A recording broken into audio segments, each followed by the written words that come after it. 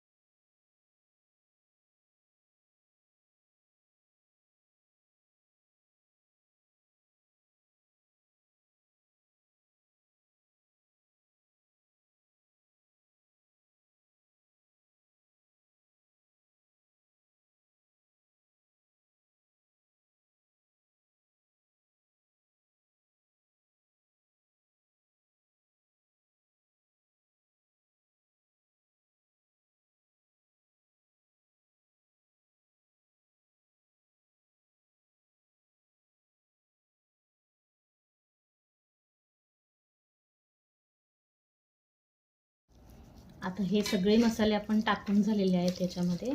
आता आपण चांगलं मिक्स करून घेऊया।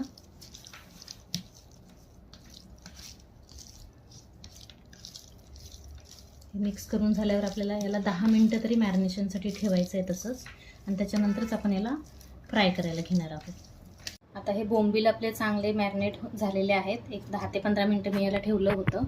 आता आपण काय करूया, याच्या कोटिंगसाठी लागणारं साहित्य काढून घेऊया। तर त्याच्यासाठी लागणार आहे आपल्याला रवा लागणार आहे,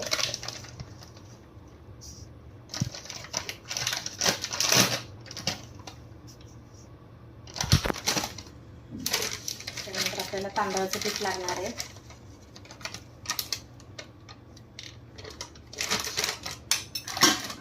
आपण मॅरिनेशनमध्ये सगळं काही टाकलेलं आहे, पण तरी पण थोडं कलर येण्यासाठी थोडंसं आपण लाल तिखट करून टाकणार आहोत, जेणेकरून त्या कोटिंगलाही चांगला कलर येतो। तर हे चांगलं मिक्स करून घ्यायचं आहे आणि याच्यामध्ये कोट करून आता आपल्याला बोंबील चांगले फ्राय करून घ्यायचे आहेत।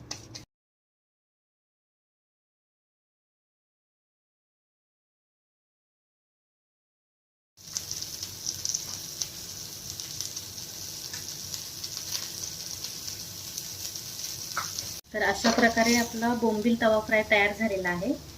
तर अशाच छान छान रेसिपीज बघण्यासाठी तुम्ही सवितास होम किचनला सबस्क्राईब करा, लाईक करा आणि शेअर करा।